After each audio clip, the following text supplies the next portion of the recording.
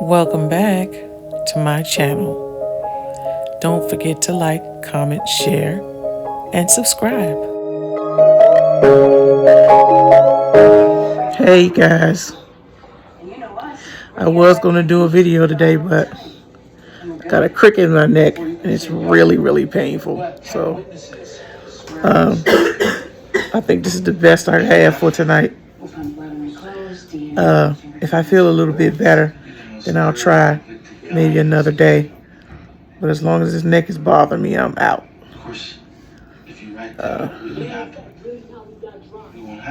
So this is day 9 of Vlogmas. And this is the first day I didn't do an outfit of the day. I'm upset that I can't do it. Maybe I'll see if I can try a little later on, or maybe I'll just do it in spite of the pain. I'll figure something out. Talk to you later. So, I think tonight will be a great night to do a run-through. To do a run-through of the things that we learned since we turned 46. Okay.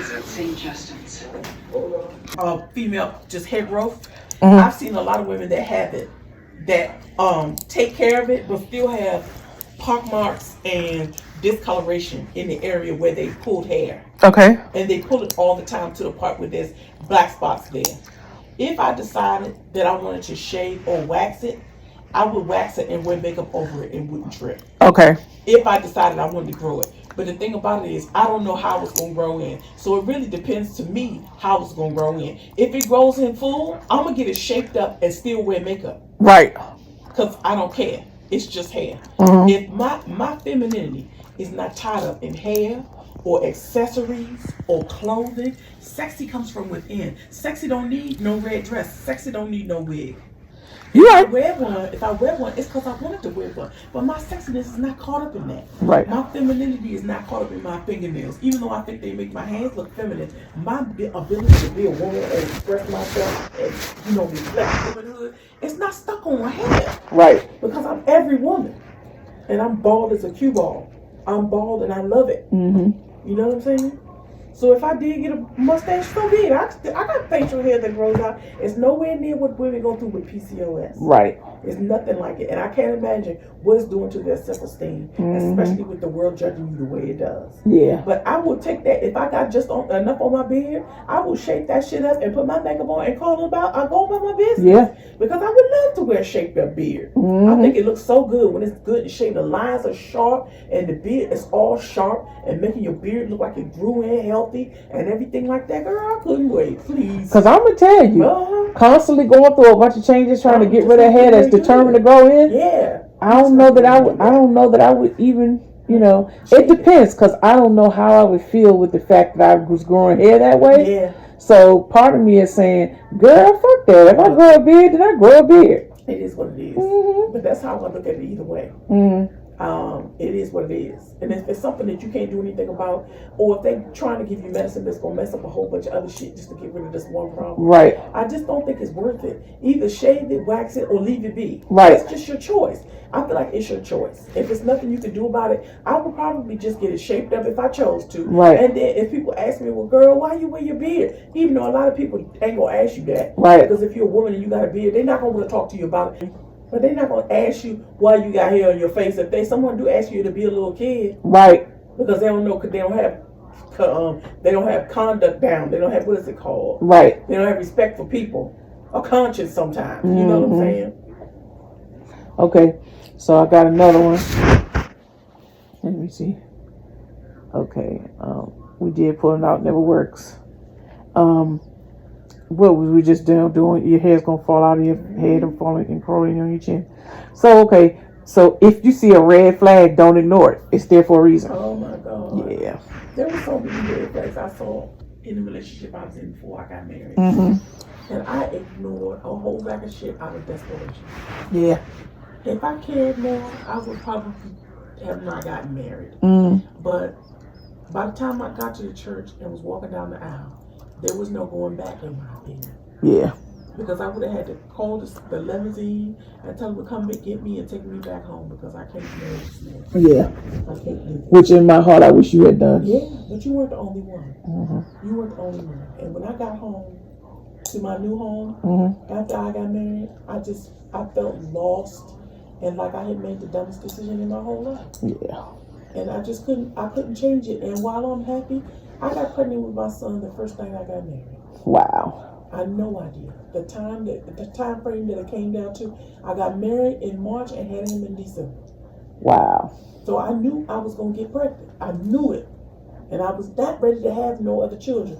Plus, I wasn't ready to be a wife. Yeah. Because the wife that I learned about was from the silent era, like you said. Mm-hmm. It was from the old school where they did everything and worked, brought half the rent, paid these other bills, and took care of the children, raised them, cooked, cleaned, all that. Mm-hmm. I wasn't ready to do that. I didn't know that we had to do that. Mm-hmm. And when I got there, I was like a fish out of water. And then when I had to do stuff and take care of my children, it was a lot. Because my kids had ADHD, so they was all over the place. Mm-hmm. Those Saturdays was misery for me. Yeah. I was glad for the times that I used to get to go to come to your house. Because I felt like it was at least another parent there. Even though you weren't their parent, but you are kind of. Mm-hmm. You know what I'm saying? It was another adult there to help me deal with them. Yeah. With all the energy that they had. Mm-hmm. Before I put them on medication. Teachers was like, she need to go on something or you can't bring her back here. I had heard that a couple of times. Wow. And I was like, I don't know what to do. Because I was a good Christian. I was trying to trust God. Right.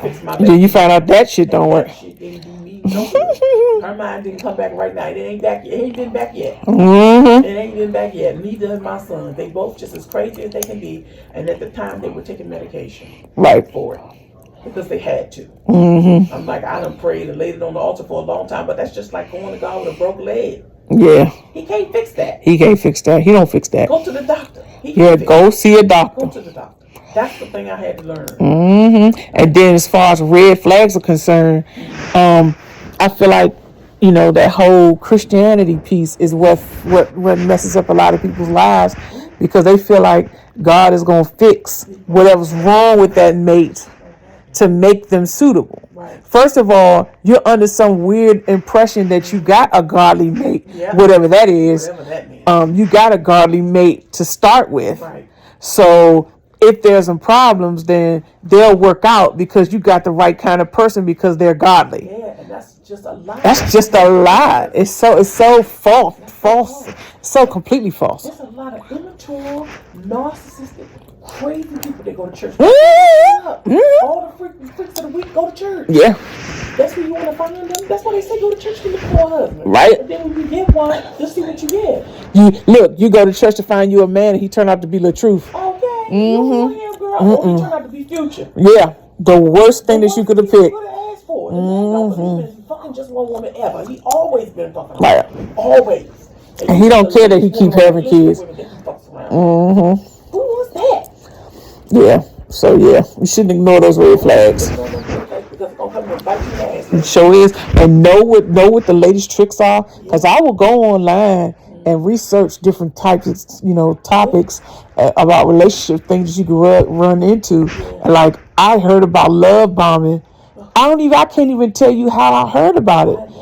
I've heard of it because I want to say I read an article somewhere where somebody had experienced it, and I was like, oh wow, that's so crazy. So I would binge watch these videos about narcissistic behaviors and tendencies, and I could see that I knew a lot of men that was narcissists and didn't know that they were. I didn't know that they were. Yeah, because my daddy was one. Yeah, I didn't know that. I didn't know it. I had never even in depth researched the narcissistic. Yeah, and I didn't know anything about love bombing until it happened to me. Exactly. Exactly. Because it's like you don't even think of it as a tactic or a ploy to get something out of you. And the fucked up part was when I looked at the video because I wasn't gonna look at no video. Yeah, I remember. I just knew that this man was gonna be. Yeah, I remember. I was like, oh, I was ready. I was ready to do whatever I had to do. You was ready for love. I was ready for love. So when it came down to it, my sister made me look at this video. Yeah. And I was like, shit. This looked like every single thing that he did. He played attention. He wrote that playbook. Exactly. Like, I'm gonna do it. Every single thing in this book, and she gonna fall in love with me. Right. I was ready to leave my home, carry my kids to wherever he was living. Listen, and go live where he was. Where he ain't had nothing. He didn't know for 2 days. Nothing, girl. And I mean, even was like, well, but I was like, I almost couldn't talk you out of it for a minute there because you were thoroughly convinced that this was real. I was like, oh, Gil, he's not. And I'm not trying to take away from you anything that you feel like is yours, but oh my God, no. And then the thing about it was, when I said I was going to talk to you, he got mad at me. Of course he did. Why the fuck you going to tell them? You going, why you got to tell all this? Because he would have had you all fucked up. He would have had me all in a whole nother way. And he sent me pictures of his dick, and they were completely dissatisfied. Yeah, girl. And you know they are. That's why he doing all that talking. I'm just saying, all this was laughably small. And then I started asking him about his ability. He couldn't do that either. I was like, as much as I want to get fucked, I want to be fucked good. You can't fuck at all. Right. Yeah. No. He wasn't. No, Mama's not doing that. I'm not going down that road. No, sir. Yeah, because you don't even think about love bombing if you know it's never been like. I feel like when it comes to black folks, we vet somebody on things that are not realistic to vet on. Yeah. You know, it's crazy. Yeah, and it's like a person can be what you think is a good person because they telling you all the right stuff. But you don't think that him telling you all the right stuff is a setup. Yep. And it's a red flag and you should pay attention to it. Yep. Like if I meet a man and say for instance we end up dating and all he do is compliment me. Yeah, something's going on. Something's going on there. Thanks again for stopping by. And I do hope that you return. See you soon.